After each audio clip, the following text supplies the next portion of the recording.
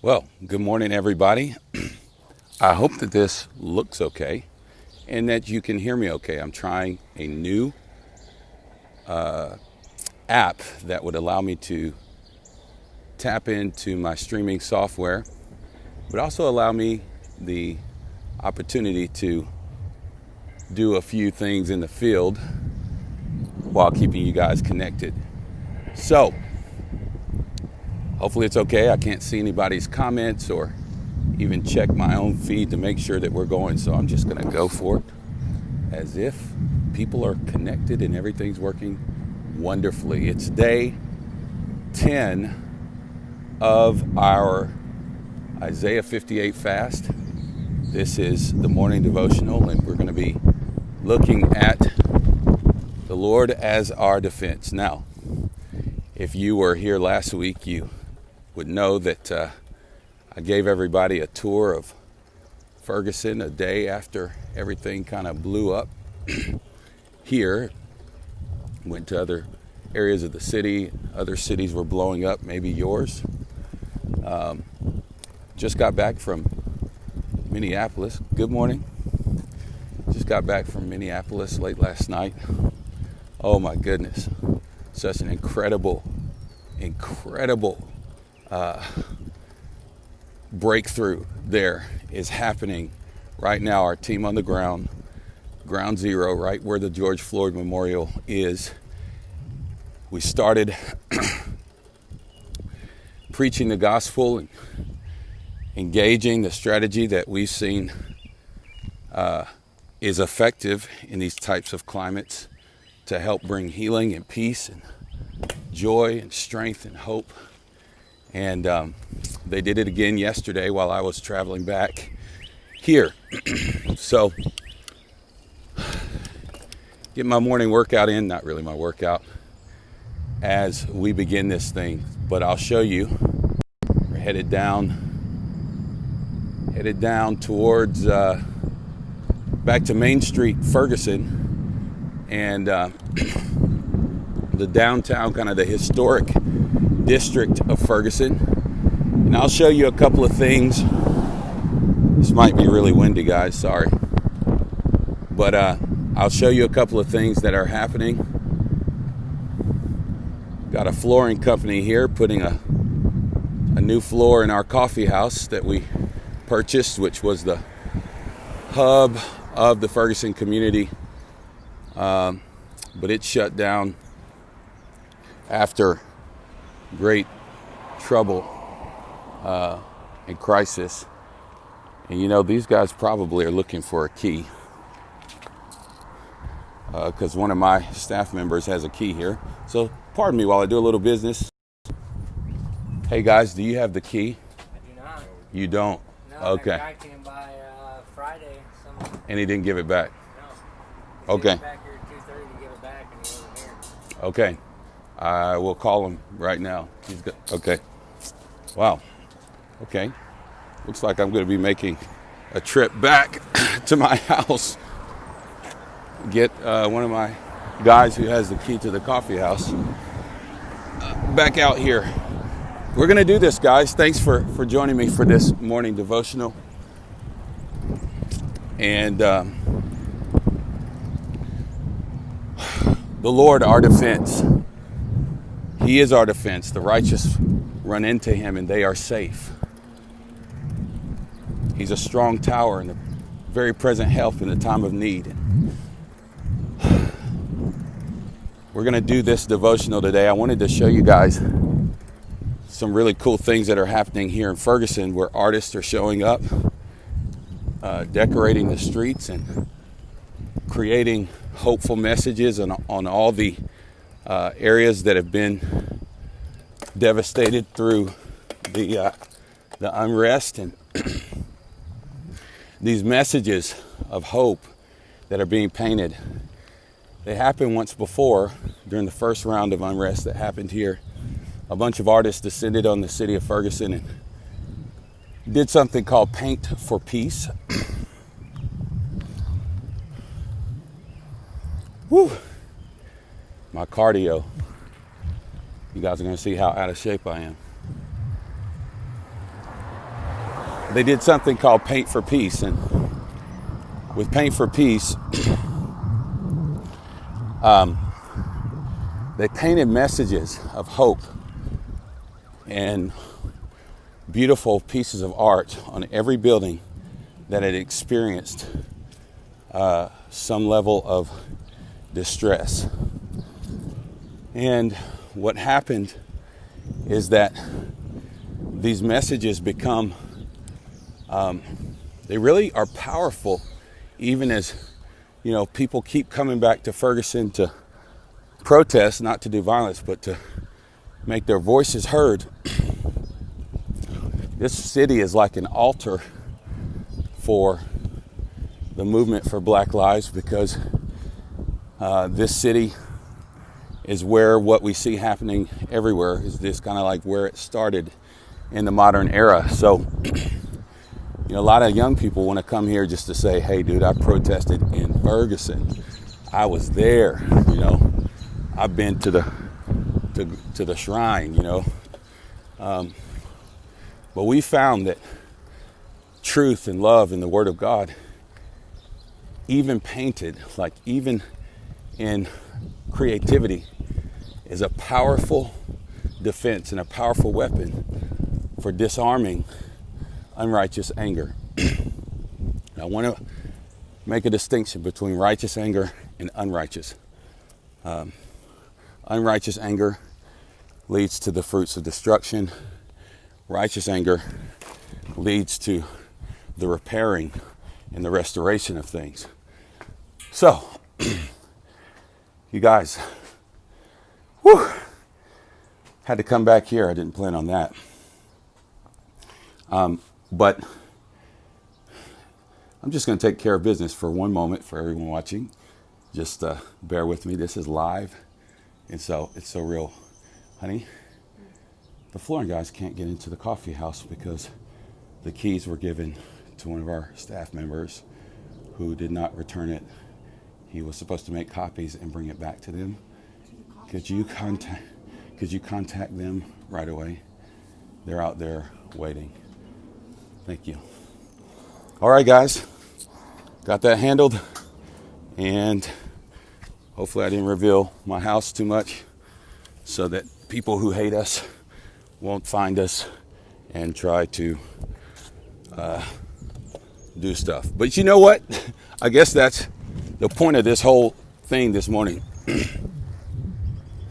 The point of this whole study this morning is that no matter what the enemy wants to do, plans to do, he cannot touch the beloved, because Jesus is a mighty fortress and a defender of those who love him. And so,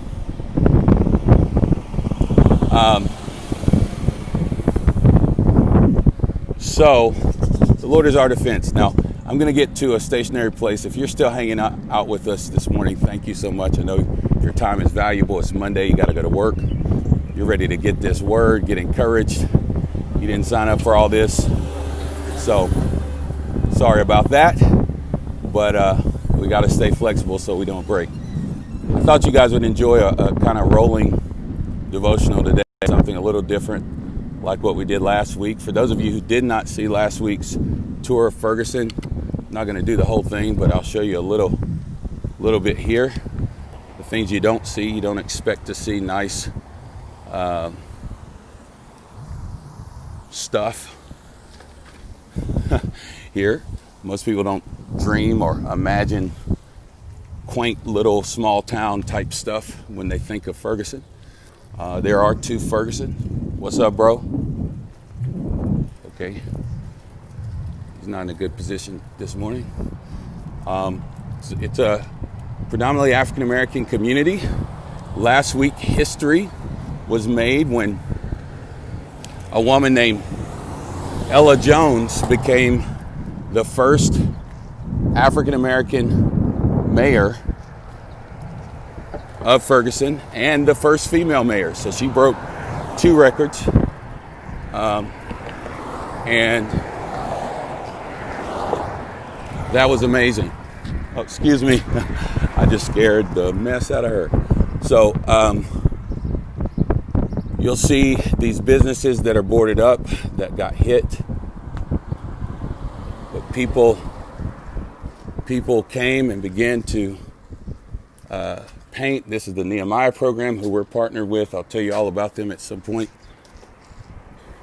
This sign that says black owned, it's really sad that people have had to, that we're in a position and in a nation where we have to paint things like black owned on a building to keep it protected. This is what business owners, especially black business owners, have done in this community and in other cities in order to keep their properties from being targeted by anarchists whose ideology is to tear everything down, to shut everything down and to tear up folks' stuff. It's a vengeance-driven ideology of pursuing change. And so these signs have actually made white business owners upset. A neighbor who loves me and loves what we're doing actually came down of his own initiative, a white guy, and he painted black owned on our building. And I got text messages from people who were upset, and they said, it seems like you guys are basically, meaning black folks are basically saying, pass over us and hit our white neighbors. And that's not what we're saying at all. I am saddened that we are in a culture and a climate in America where we have to do something like this. I didn't call for it. I didn't call or tell my neighbor to do it, but he did it anyway. But I do think it does lend itself to an even higher conversation of what is the significance of black entrepreneurship and having black owned businesses. And, why is that? On one hand, it does stir the emotions of the white community because they feel, again, like we're saying, don't target us, target them, which is not what's being said at all. But at the same time, if it can produce one less destroyed building in our city and it's working in this climate, then it works. And we need to have a greater conversation about, when the oppressed become the oppressors. And it does recall a time in history where the privilege was not being black, the privilege was being white, and where terrorists on the other side of the spectrum targeted black families. So we need to talk about our history. We need to talk about how significant it is for there to be black-owned businesses in communities like this, that were built predominantly white, and then the demographics changed, but the power structures didn't change. The representative leadership didn't change. A lot of the different people who are of influence in the white community, as this community became more black, they banded together, and it's kind of like you got to be in the good old boys club to get anything done. You have to earn favor and trust within this small group of white power players. And so all those things are changing, have been changing. This is a community that has worked for 6 years since the first round, since Mike Brown happened, to try to address systemic issues and try to bring the community together. And that has been through collaboration with whites and blacks. But we're talking about defense today, and I just think it's really interesting that is one of the forms of defense that people have resorted to. But I want to show you what art is going up all over. We have a prayer station in this, right next to this. This is the beauty world that got looted. Artists are coming down, and there will be healing, hope, and harmony when we come together. And there is an invitation right now for lots of artists to come. If you feel like coming to paint, not just here, but in any city where there's destruction. In Minneapolis, we're seeing art go up. All the buildings and businesses are boarded up. I'm going to get to the police station and take you to the wall of defense. Prayer, peace, progress. That's actually, I believe, left over from the last time. where all the electrical boxes got painted. All right, here we are at the Ferguson Police Department, and just going to show you some of the art here.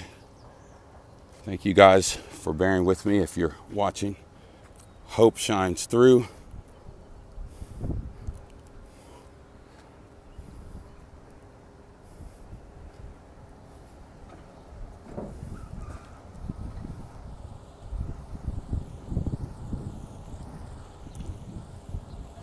I'm going to tell you guys a cool story so you can see a gate as a defense to keep people out of the police. Now this right here is where rocks were thrown, and they were trying really hard to burn down the police station.